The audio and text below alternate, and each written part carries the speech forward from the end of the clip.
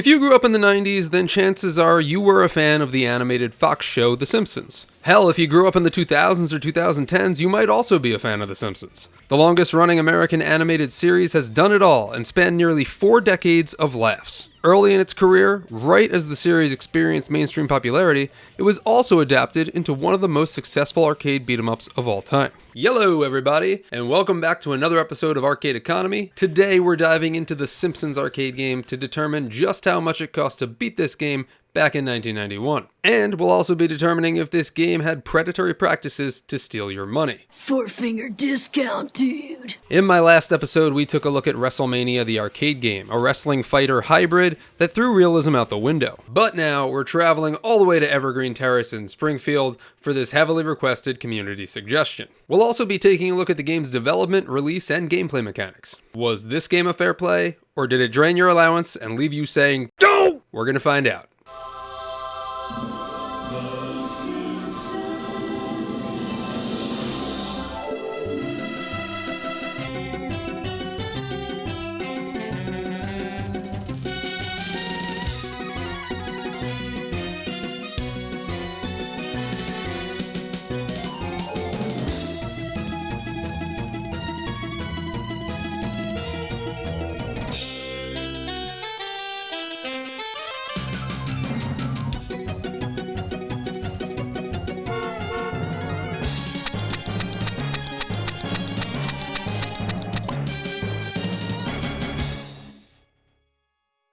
Everyone's familiar with The Simpsons. What began as brief shorts in the late 80s later blossomed into its own half-hour series a couple of years later, making it older than many gamers today. For me, The Simpsons was a core series that I watched religiously growing up. The show paved the way for other adult animated hits like South Park, Family Guy, and Rick and Morty. But let's rewind the tape all the way back to 1987 to see where it all began. The Simpsons started out as an animated short on sketch comedy show The Tracy Ullman Show. Cartoonist Matt Groening was asked to pitch a series of animated shorts to run as bumpers between sketches.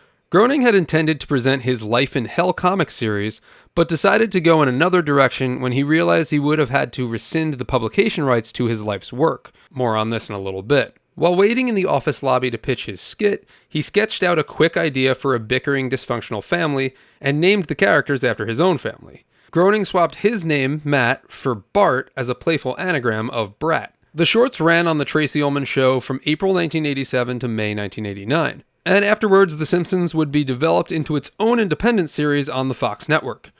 On December 17, 1989, The Simpsons aired its first episode with a Christmas special, Simpsons Roasting on an Open Fire. The Simpsons was an immediate hit and gave Fox Network its first TV series to rank among the top 30 highest rated shows. One study even found that only 14% of Americans were familiar with the animated shorts, but by November 1990, 85% of Americans were familiar with the show. They were the suckiest bunch of sucks that ever sucked. Homer, watch your mouth! I gotta go, my damn wiener kids are listening. After that first season, The Simpsons completely took over American pop culture and started showing up everywhere. Around this time, video game developer Konami was fresh off the success from its other American IP arcade game, Teenage Mutant Ninja Turtles. Konami was looking for another beat-em-up to sell in America, and The Simpsons fit the bill. Matt Groening himself was brought in to consult on the creation of the game. Groening's anthropomorphic rabbit designs featured in Life in Hell were thrown in as Easter egg characters. In fact, Groening originally intended the character of Marge Simpson to be one of these rabbits, with her hair being tall enough to cover her rabbit ears. This even made it into the game, as we see Marge's X-ray animation show the ears behind her hair. Groening intended to eventually reveal this on the show, but decided to scrap this idea as it didn't really fit with what the show had become. In February 1991, the very first Simpson video game was released on the NES, Bart vs. the Space Mutants, which went on to some success, but doesn't really hold up today. 1 month later, in March 1991, midway through the show's second season, the Simpsons Arcade Game released into shopping malls and arcades everywhere. Riding off the popularity of the show, the game became an instant hit, becoming one of the top 3 grossing arcades of that year, the other two being Street Fighter II and Teenage Mutant Ninja Turtles.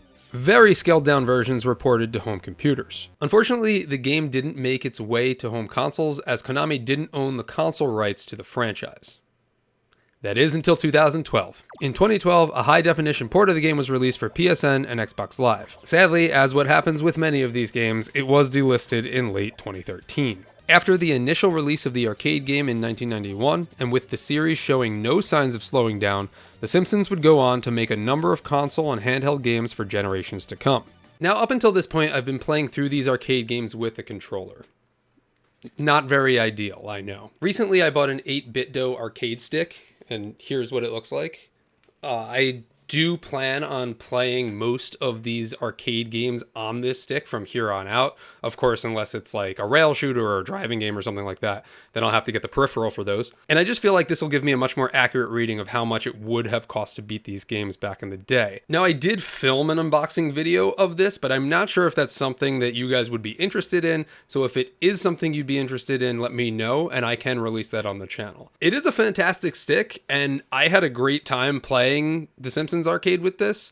So also, if you'd be interested in purchasing this, I will leave a link in the description of this video. The Simpsons Arcade uses the same software that was created for Teenage Mutant Ninja Turtles, so the game looks and plays pretty similar. However, there are a few upgrades added to this game that make it one of the best Konami beat-em-ups released. The game released in both 2-player and 4-player cabinets. You have your typical jump and attack buttons, which as usual can be pushed in combination to create a special jumping attack, and also as per usual, you can attack while in air. The game adds a number of items that can be picked up and used as weapons, or to throw to deal extra damage. Some items can be held for an extended period of time. These include a hammer, broom, and a slingshot. Other items, like signs, soda cans, rocks, and bowling balls, can be picked up or hit towards opponents for a one-time use. Food can also be picked up throughout levels to replenish health. At the start of the game, players will choose between one of 4 Simpsons family members, including Homer, Marge, Bart, and Lisa. Each character plays slightly differently than the other. Marge uses her vacuum cleaner for extra range. Bart skates around on his skateboard and uses this as his weapon. Lisa uses her jump rope, and Homer uses his bare fists. Where the gameplay really shines is in its ability to use combo attacks between characters. When characters stand close to each other and don't move or push any buttons, the combo will begin. Homer and Marge create a donut and roll around the level. Homer will pick up either Bart or Lisa and put them on his shoulder for a higher attack range. Marge does a fastball special with either Bart or Lisa, and the kids hold hands to create a running clothesline into enemies. Combo attacks are super fun to pull off if you're playing with a buddy and will give you the advantage over Mr. Burns' goons. There are a total of 8 levels and 2 mini-games within the game. The levels include Downtown Springfield, Krusty Land, Springfield Cemetery, Moe's Tavern, Springfield Butte, Dreamland, Channel 6 Station, and Springfield Nuclear Power Plant. The 2 mini-games appear between levels and require the player to alternatively button mash attack and jump to fill up a balloon or wake up their character. Each player is rewarded with bonus points to their overall score. The game sounds great for its time and has voice lines recorded by the Simpson family's voice actors. Unfortunately, they didn't get Smithers or Mr. Burns' voice actors to reprise their roles, and it's pretty noticeable for fans of the series. Welcome to my world. Welcome to your great sucker. Still though, this doesn't really take anything away from the game. The Japanese edition of the game introduces throwable small-scale nuclear bombs that, when used, instantly clear all on-screen enemies. It also featured a multi-tiered life bar, unlike the North American version, which can be expanded to 3 levels by consuming food beyond the first full gauge. At the end of each stage, any remaining health is converted into bonus points, and then fully restored at the start of the next level, rewarding players for preserving their life meter. The Japanese scoring system is also overhauled. Each enemy type grants a variable point value in the Japanese release, whereas the North American version awards only a single point per foe defeated.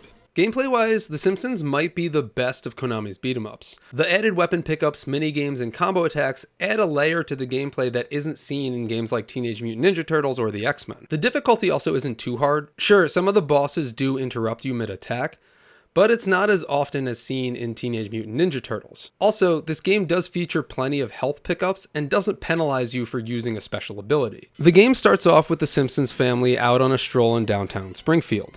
The family bumps into Smithers, who just robbed a jewelry store to obtain a diamond for Mr. Burns. Smithers and Homer collide, causing the diamond to land in baby Maggie's mouth, replacing her pacifier.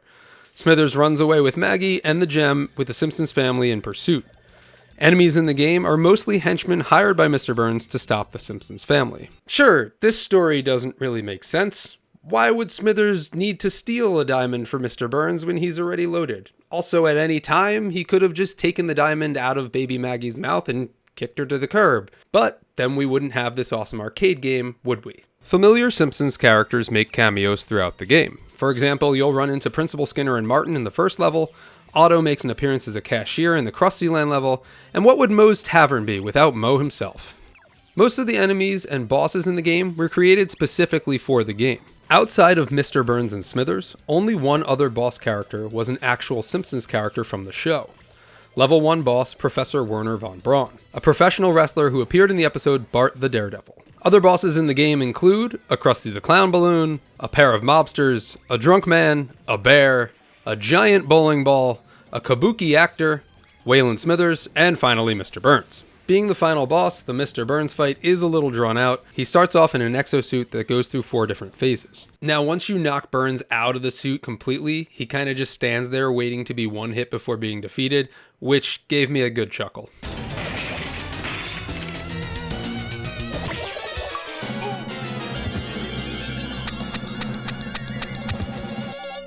Now it's time to figure out how much I spent. As usual, I played this game on an emulator on its default settings and credit cost, and I set up a counter to increase every time I hit the insert coin button. The difficulty was set to medium, and 1 credit cost 25 cents, which gave me 2 lives. I also played this game solo, and if playing with others, the outcome may have been different, so take that into consideration as well. When it was all said and done, I beat this game for $4.75, a number that has been coming up pretty often in my beat 'em up playthroughs. So I think we're kind of establishing a median for the beat 'em up genre, and that median is $4.75. Now, if you're playing this game on 50-cent credits, that would put you at $9.50. Now let's adjust these both for inflation, and spending $4.75 back in 1991 would feel like spending $11.20 today.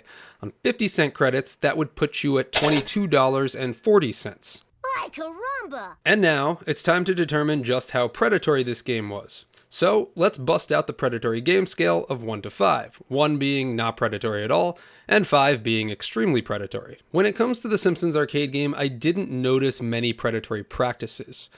As mentioned before, yeah, there were some bosses that would interrupt me mid-attack, but it's nowhere near as relentless as it was in Teenage Mutant Ninja Turtles. Outside of that, though, the game played great. There were food items that replenished health, and weapon items that increased damage.